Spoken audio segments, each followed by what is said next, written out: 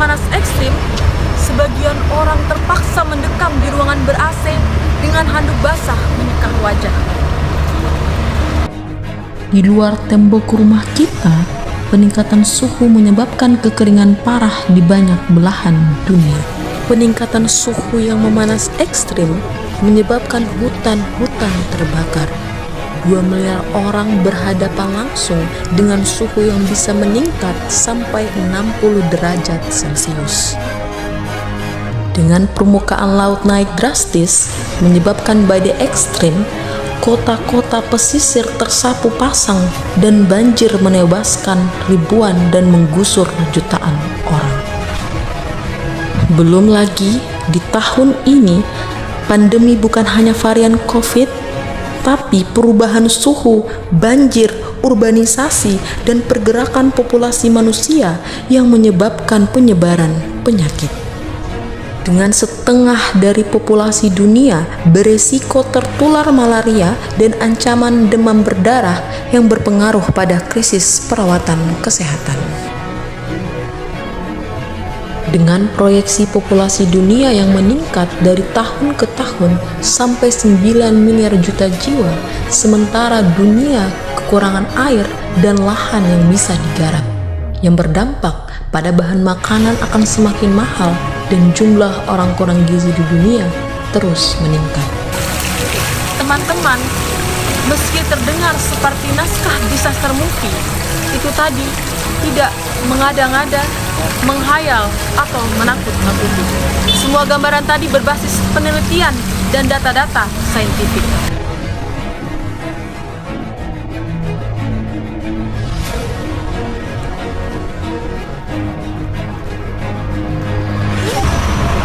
Ada yang bisa kita lakukan sebaliknya. Tentu saja itu perlu. Namun, rangkaian kebijakan pemerintah yang sesuai dengan penerapan sila-sila Pancasila akan berdampak signifikan yang dibutuhkan segera.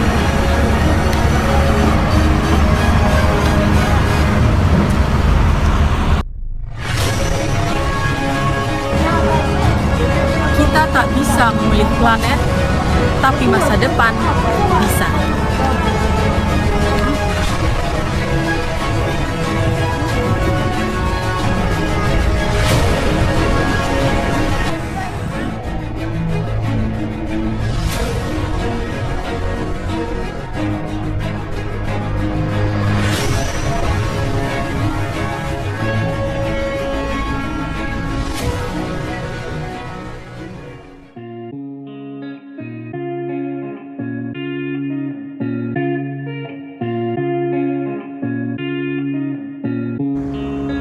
Dalam sila pertama ketuhanan yang Maha Esa, lingkungan hidup Indonesia dianugerahkan Tuhan yang Maha Esa kepada rakyat dan bangsa Indonesia merupakan karunia dan rahmat-Nya yang wajib dilestarikan dan dikembangkan kemampuannya agar tetap dapat menjadi sumber dan penunjang hidup bagi rakyat dan bangsa Indonesia serta makhluk hidup lainnya demi kelangsungan dan peningkatan kualitas hidup itu sendiri.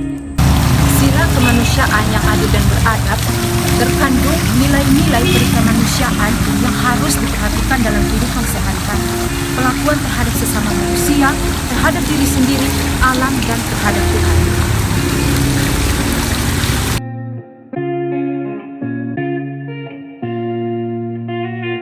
Sila ketiga, persatuan Indonesia bisa dilakukan dengan beberapa cara, antara lain melalui investasi, membangunkan, mengamalkan Pancasila, melakukan generasi yang baik, tata negara yang baik, dan mengelola bangsa demi kelancaran lingkungan hidup di Indonesia. Harus kita lalui bersama-sama, karena kalau kita sendiri kita tidak mampu menjalani kegiatan ini. Ayo kita geberkan kebersihan lingkungan di Indonesia, terutama di Sumba. Sila kerakyatan yang dipimpin oleh hikmat kebijaksanaan dalam permusyawaratan perwakilan. Penerapan sila ini bisa dilakukan dalam berbagai bentuk kegiatan antara lain. Yang pertama, mewujudkan, menemukan, mengembangkan, dan meningkatkan kesadaran dan tanggung jawab para pengambil keputusan dalam pengelolaan lingkungan hidup. Yang kedua, mewujudkan, menumbuhkan, mengembangkan, dan meningkatkan kesadaran akan hak dan tanggung jawab masyarakat dalam pengelolaan lingkungan hidup. Yang ketiga, mewujudkan, menumbuhkan, mengembangkan, dan meningkatkan kesadaran kemitraan masyarakat, dunia usaha, dan pemerintah dalam upaya pelestarian daya dukung dan daya tampung lingkungan hidup.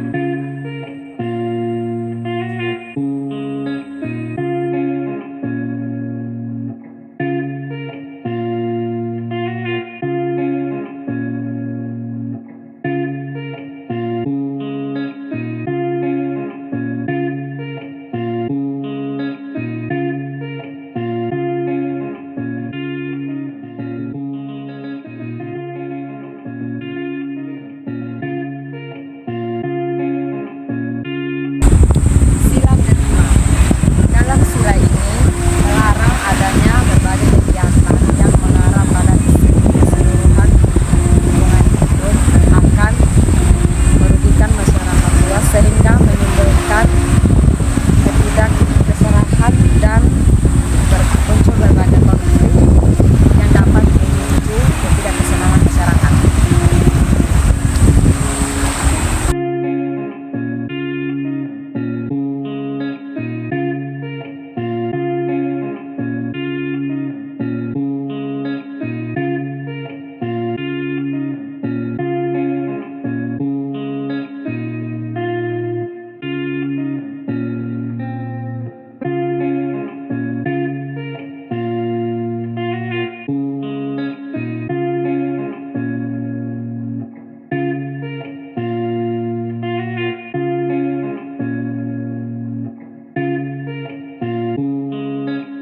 Bagaimana cara Anda melakukan penerapan dan pengaplikasian nilai-nilai Pancasila dalam kehidupan sehari-hari, terutama dalam pemeliharaan lingkungan hidup? Perlunya kesadaran masyarakat untuk melakukan pemerintah pemeliharaan lingkungan hidup dengan baik sehingga tercipta lingkungan yang baik dan sehat. Masyarakat harus mengaplikasikan nilai-nilai Pancasila dalam kehidupan sehari-hari, terutama dalam hal pemeliharaan lingkungan hidup. Masyarakat harus memahami nilai yang terkandas dalam Pancasila yang merupakan pedoman hidup bagi bangsa dan bernegara. Terima kasih.